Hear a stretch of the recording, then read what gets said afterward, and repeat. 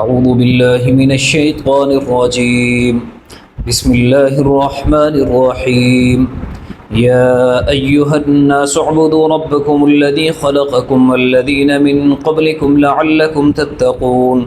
الذي جعل لكم الأرض فراشا والسماء بناء وأنزل من السماء ماء فأخرج به من الثمرات رزقا لكم فلا تجعلوا لله أندادا وأنتم تعلمون وإن كنتم في ريب مما نزلنا على عبدنا فأتوا بصورة من مثله وادعوا شهداءكم من دون الله إن كنتم صادقين فإن لم تفعلوا ولن تفعلوا فاتقوا النار التي وقودها الناس والحجارة أعدت للكافرين وبشر الذين آمنوا وعملوا الصالحات أن لهم جنات تجري من تحتها الأنهار كلما رزقوا منها من ثمرة رزقا قالوا هذا الذي رزقنا من قبل وأتوا به متشابها ولهم فيها أزواج مطهرة وهم فيها خالدون إن الله لا يستحي أن يضرب مثلا ما بعوضة فما فوقها فأما الذين آمنوا فيعلمون أنه الحق من ربهم وأما الذين كفروا فيقولون ماذا أراد الله بهذا مثلا يضل به كثيرا ويهدي به كثيرا وما يضل به إلا الفاسقين. صدق الله العظيم.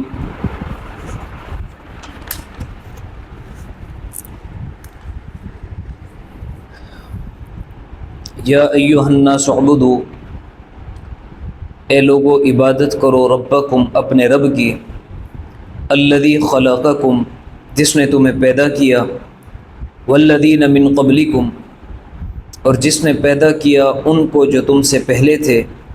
لعلکم تتقون تاکہ تم بچ جاؤ، الذی جعل لکم الارض فراشا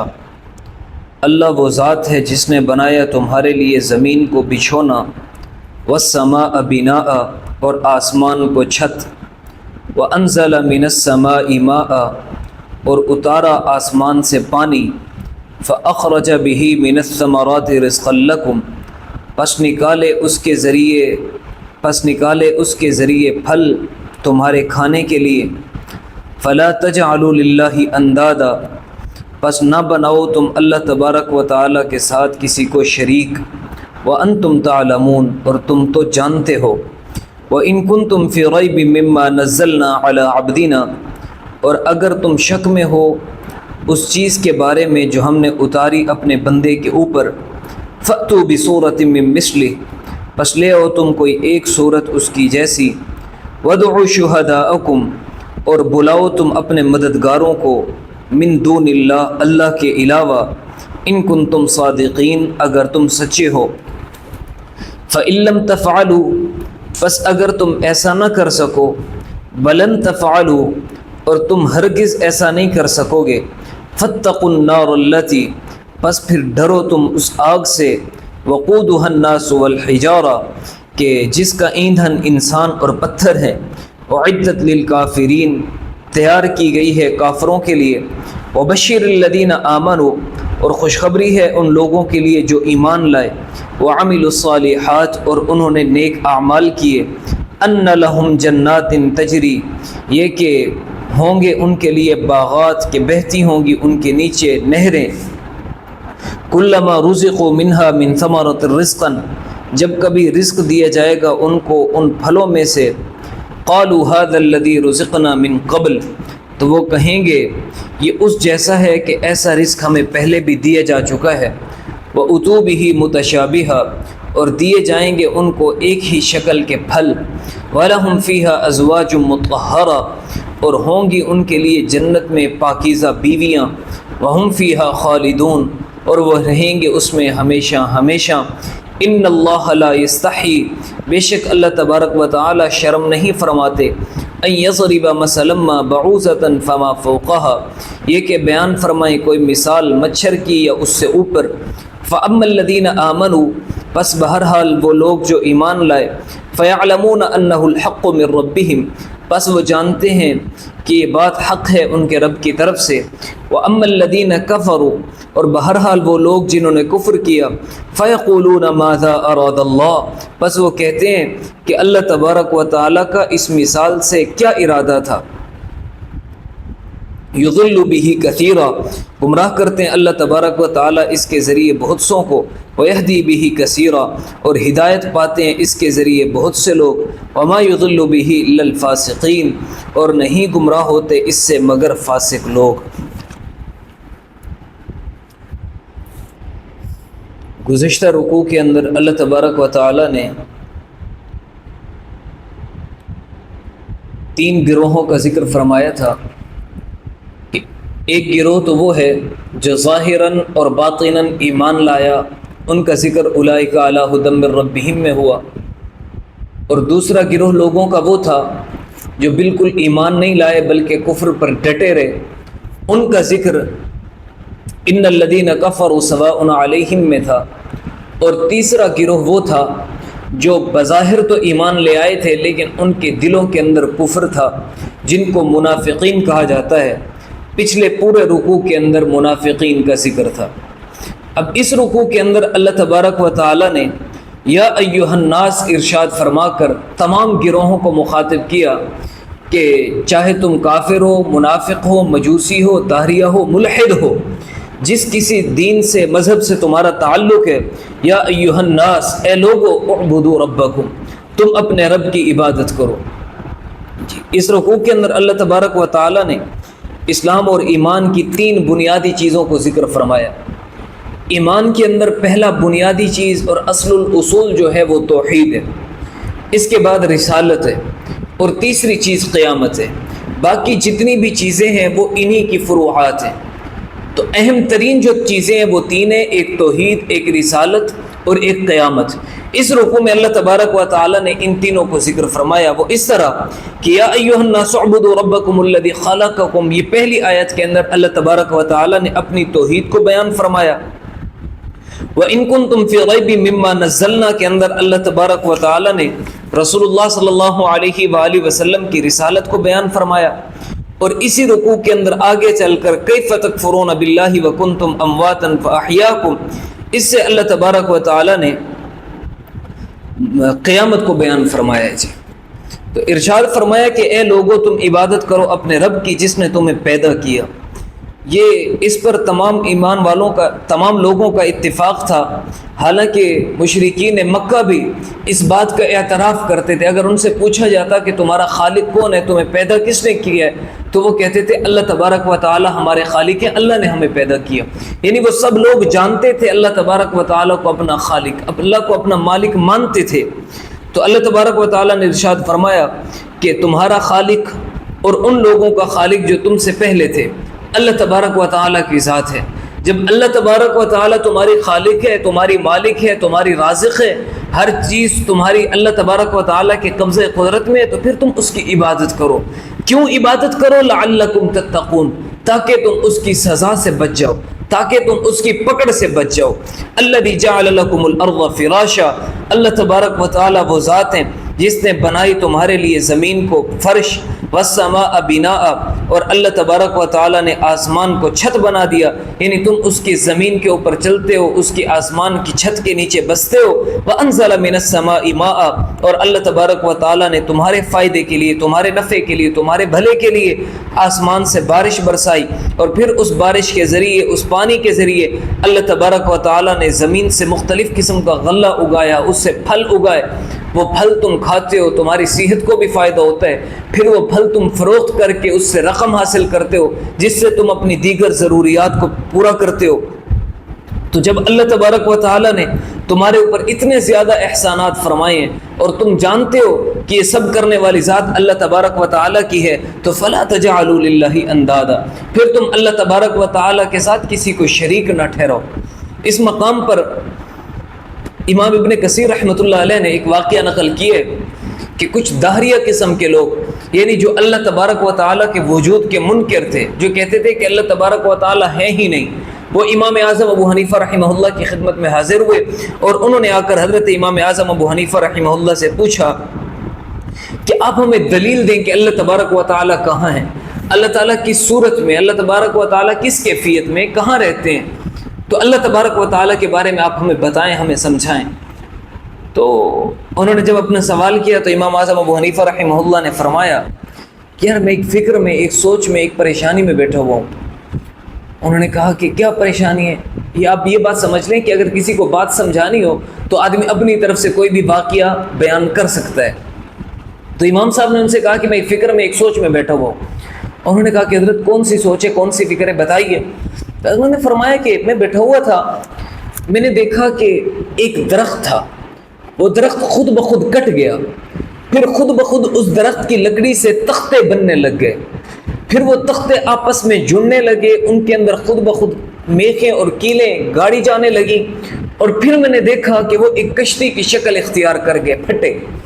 پھر وہ کشتی خود بخود چلتی ہوئی دریا میں چلی گئی، پھر اس نے اپنے اندر سواریوں کو بٹھایا، دریا پار کرایا، ان سے کرایہ وصول کیا کشتی نے خود، پھر جو دریا پار لوگ ٹھہرے تھے ان کو لے کر دریا کے اس کنارے لے کر آئی، ان سے بھی پیسہ وصول کیا۔ اب مسافروں کو یہاں سے وہاں، وہاں سے یہاں لے کر کشتی آ جا رہی ہے اور پیسے بھی وہ خود وصول کر رہی ہے، اور یہ منظر مجھے مسلسل پریشان کیے جا رہے ہیں۔ تو وہ جو طاہریہ اور ملحد قسم کے لوگ تھے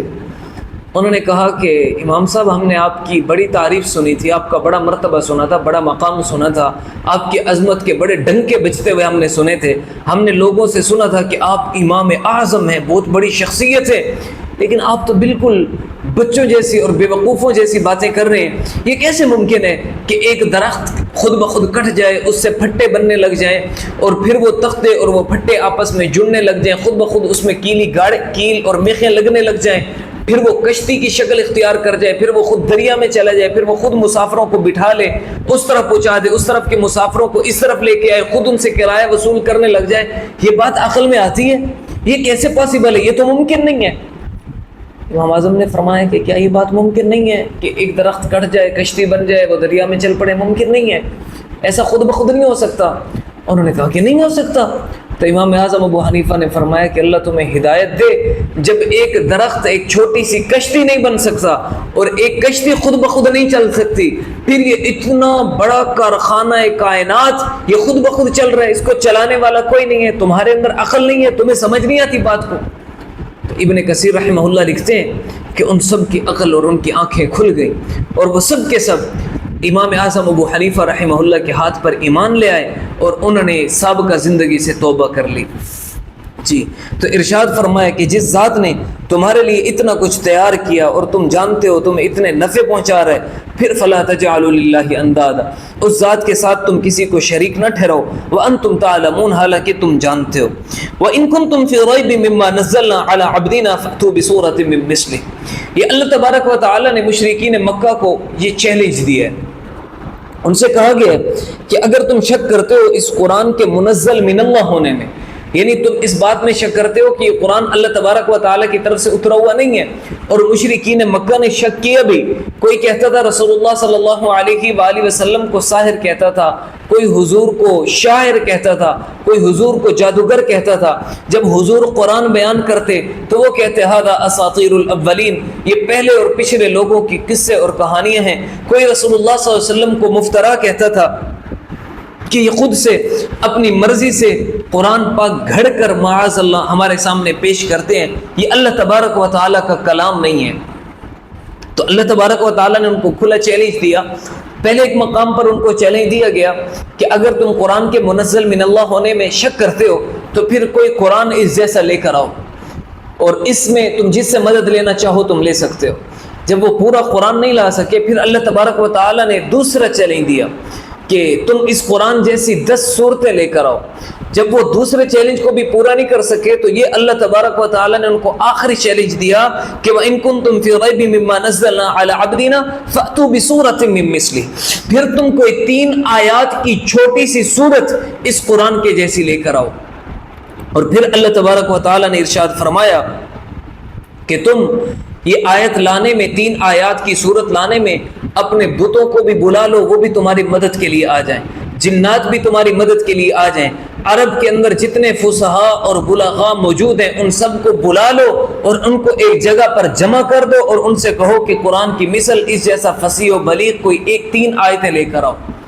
یقین کیجئے عرب کے سارے فصحا اور بلغاء انہوں نے ٹل لگایا، انہوں نے زور لگایا کہ ہم اس قرآن جیسی کوئی 3 آیتیں بنا کر پیش کر دیں، لیکن وہ قرآن جیسا کوئی بھی کلام لے کر نہیں آ سکے۔ پھر اللہ تبارک و تعالیٰ نے ان کو ارشاد فرمایا فَإِن لَمْ تَفْعَلُوا،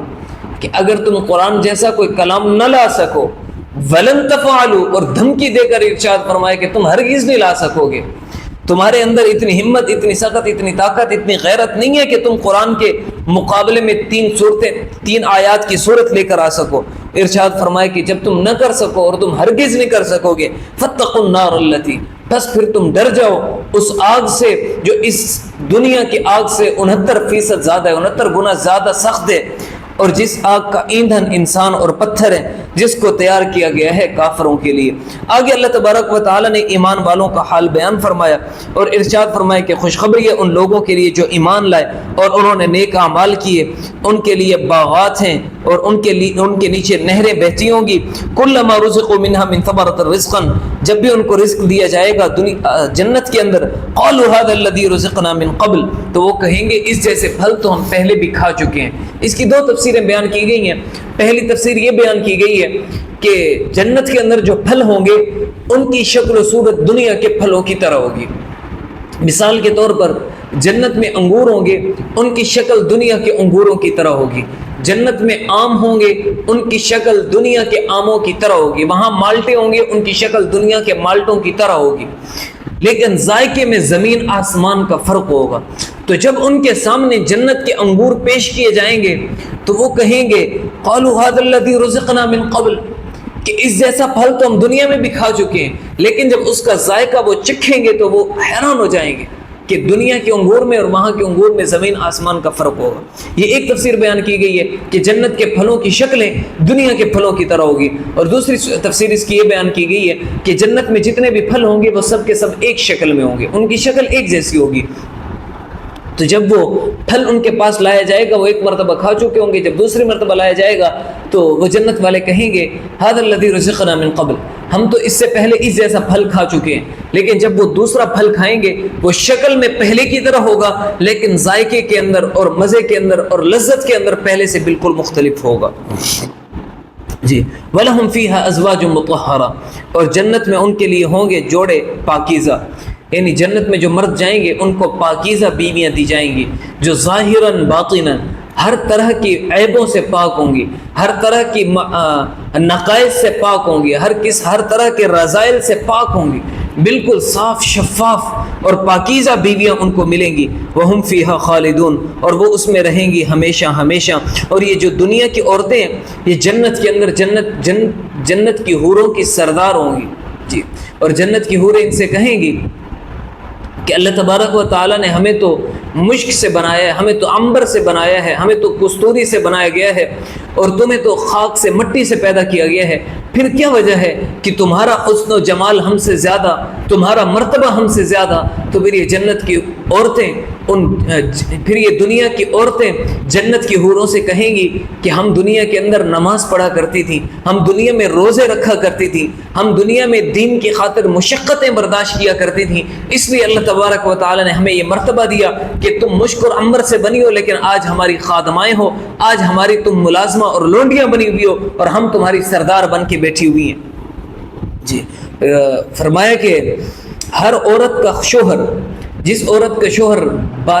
نماز کا پابند ہو، نماز پڑھنے والا ہو، باجماعت نماز پڑھتا ہو، جس عورت کا شوہر دیندار ہو، تو وہ عورت بڑی خوش نصیب ہے، اس لیے کہ اس عورت کا شوہر جتنے بھی نیک اعمال کرے گا اس عورت کو برابر ان تمام نیکیوں کا اجر ملتا رہے گا۔ جی ایسے یعنی اگر اس کا شوہر باجماعت مسجد میں نماز پڑھنے جائے گا تو عورت گھر میں بیٹھ کر نماز پڑھے گی، لیکن اس عورت کو باجماعت نماز پڑھنے کا اجر ملے گا، اس لیے کہ اس کا شوہر مسجد گیا ہوا ہے۔ اس کا شوہر جو بھی دین کا کام کام کرے گا، جس بھی دین کے کام میں لگا ہوا ہوگا، اس عورت کو برابر ثواب ملے گا، اس لیے کہ اس کی غیر موجودگی میں اس کی عزت کی حفاظت کر رہی ہے، اس کے مال کی حفاظت کر رہی ہے، اور جب وہ آتا ہے تو یہ اس کے کام کرتی ہے، اس کے کلیجے کو، اس کے دل کو ٹھنڈا کرتی ہے، اس کو مثال کے طور پر اس کا خیال رکھتی ہے۔ تو اس لیے جس طرح کا اجر اس مرد کو ملے گا، اسی طرح کا اجر اس عورت کو بھی ملے گا۔ یہاں پر ایک بات ہمارے والد محترم اطال اللہ بقاء ارشاد فرمایا کرتے ہیں کہ جن انبیاء کی بیویوں نے کار نبوت میں ان کا ساتھ دیا، ان انبیاء کی دعوت بہت زیادہ پھیلی، بہت دور دور تک پھیلی۔ مثال کے طور پر حضرت ابراہیم علیہ السلام کی اہلیہ نے اسلام کے اندر، دین کے اندر، دعوت کے اندر ان کا ساتھ دیا تو حضرت ابراہیم علیہ السلام کی دعوت بہت زیادہ پھیلی۔ اسی طرح سے حضرت موسیٰ کی اہلیہ نے ان کا ساتھ دیا تو ان کی دعوت بھی بہت زیادہ پھیلی۔ رسول اللہ صلی اللہ علیہ وآلہ وسلم کی اہلیہ امہات المؤمنین نے، حضور پاک صلی اللہ علیہ وسلم کے ازواج مطہرات نے رسول اللہ صلی اللہ علیہ وسلم کا ساتھ دیا تو رسول اللہ صلی اللہ علیہ وسلم کی بھی دعوت بہت پھیلی۔ اور اسی طرح جن انبیاء کی ازواج نے، ان کی بیویوں نے ان کا ساتھ نہیں دیا تو ان کی دعوت نہیں پھیلی۔ جیسے مثال کے طور پر حضرت نوح علیہ السلام، انہوں نے 950 سال تک تبلیغ کی، لیکن ان کی بیوی نے ان کا ساتھ نہیں دیا تھا، اس لیے حضرت نوح علیہ السلام 950 سال دعوت دیتے رہے، لیکن ایمان لانے والوں کی تعداد 70 یا 72 تھی۔ اسی طرح سے حضرت لوط علیہ السلام کئی سال تک دعوت دیتے رہے، لیکن ان کی اہلیہ نے ان کا ساتھ نہیں دیا، اس لیے حضرت لوط علیہ السلام کی بھی دعوت زیادہ نہیں پھیلی۔ تو یہی اصول آج بھی باقی ہے۔ جن علماء کی، جن اللہ والوں کی، جن لوگوں کی، جن مردوں کی بیویاں ان کا ساتھ دیتی ہیں دین کے کاموں کے اندر، ان کا نام بہت زیادہ آگے جاتا ہے اور وہ دین کا بہت زیادہ کام کر سکتے ہیں۔ اور جن کی بیویاں دین کے معاملات میں اپنے شوہروں کا ساتھ نہیں دیتی تو پھر ان کے شوہر بھی کچھ آگے بڑھ نہیں سکتے، وہ بھی دین کا کام کر نہیں سکتے۔ تو ارشاد فرمایا وَلَهُمْ فِيهَا أَزْوَاجٌ مُطَهَّرَةٌ، جنت میں ان کے لیے پاکیزہ بیویاں ہوں گی، وَهُمْ فِيهَا خَالِدُونَ، اور جنتی ہمیشہ ہمیشہ جنت میں رہیں گے۔ إِنَّ اللَّهَ لَا يَسْتَحْيِي أَن يَضْرِبَ مَثَلًا مَّا بَعُوضَةً فَمَا فَوْقَهَا، یہ مشرکین کے ایک اعتراض کا جواب دیا گیا ہے کہ مشرکین جب قرآن پاک کی مثل نہیں لا سکے، اس جیسا قرآن لانے سے بالکل عاجز آ گئے، تھک گئے، پھر انہوں نے کہا کہ ہم پھر بھی اس کو منزل من اللہ ہونا، اللہ کی طرف سے اتارا ہوا نہیں سمجھتے۔ اس کے لیے ہمارے پاس ایک دوسرا اعتراض ہے، اور وہ اعتراض یہ ہے کہ اگر یہ قرآن اللہ تبارک و تعالیٰ کا کلام ہوتا، اللہ کی طرف سے اترا ہوا ہوتا، تو پھر اس قرآن کے اندر تو کہیں خنزیر کا ذکر ہے، کہیں مچھر کا ذکر ہے، کہیں مکھی کا ذکر ہے، کہیں پر مکڑی کا ذکر ہے۔ تو انہوں نے کہا کہ جو شرفاء کا کلام ہوتا ہے، جو عزت دار لوگوں کا کلام ہوتا ہے، جو بزرگی والے لوگوں کا کلام ہوتا ہے، وہ بزرگ لوگ، شریف لوگ، عزت دار لوگ اپنے کلام کے اندر ان حقیر جملوں کا، حقیر چیزوں کا نام نہیں لیتے، ان جملوں کا استعمال نہیں کرتے۔ اور اللہ تبارک و تعالیٰ تو بہت زیادہ معزز، بہت زیادہ محترم، بہت زیادہ عظمتوں والے، پھر اللہ کے کلام کے اندر یہ مکھی، مچھر اور مکڑی کا ذکر کیوں آ گیا؟ لہٰذا ہم نہیں مانتے کہ اللہ تبارک و تعالیٰ کی طرف سے۔ تو اللہ تبارک و تعالیٰ نے جواب دیا کہ اللہ تبارک و تعالیٰ نہیں شرماتے اس بات سے کہ اللہ تبارک و تعالیٰ مثال بیان کرے کسی مچھر کی یا اس سے اوپر، یعنی اللہ تبارک و تعالیٰ مثال بیان کرنے میں شرماتے نہیں ہیں، کیونکہ مثال سے مقصد ممثل لہو کی وضاحت کرنا ہوتا ہے، یعنی جس چیز کے لیے مثال دی جا رہی ہوتی ہے اس کی وضاحت کرنا ہوتا ہے۔ تو جب ممثل لہو یعنی جس کی وضاحت کی جا رہی ہے وہ چیز حقیر ہوگی تو اس کی مثال بھی حقیر چیز سے دی جائے گی۔ تو اللہ تبارک و تعالیٰ فرماتے ہیں کہ ہم اللہ تعالیٰ حیا نہیں کرتے اس بات سے کہ وہ مچھر کی مثال بیان کریں یا اس سے اوپر کی بیان کریں۔ فرمایا کہ بہرحال جو ایمان والے ہیں وہ جب یہ مثالیں سنتے ہیں تو وہ جانتے ہیں، وہ یقین رکھتے ہیں کہ یہ مثال اللہ تبارک و تعالیٰ کی طرف سے اور بالکل صحیح ہے۔ اور جو کافر لوگ ہیں وہ کہتے ہیں کہ اللہ تعالیٰ اس مثال سے کیا بتانا چاہتے ہیں، اللہ کا کیا ارادہ ہے اس مثال سے؟ فرمایا کہ ان مثالوں کے ذریعے اور اس قرآن کے ذریعے گمراہ ہوتے ہیں بہت سارے لوگ اور ہدایت پاتے ہیں بہت سارے لوگ۔ وما يضل به الا الفاسقین، اور نہیں گمراہ ہوتے اس کے ذریعے مگر فاسق لوگ۔ آگے کی آیات کے اندر اللہ تبارک و تعالیٰ نے فاسقین کی خصائل کو اور ان کے رذائل کو اور ان کی صفات کو ذکر کیا ہے۔ وہ انشاءاللہ کل کے درس میں دعا ہے اللہ تبارک و تعالیٰ ہم سب کو عمل کی سمجھ کی توفیق عطا فرمائے۔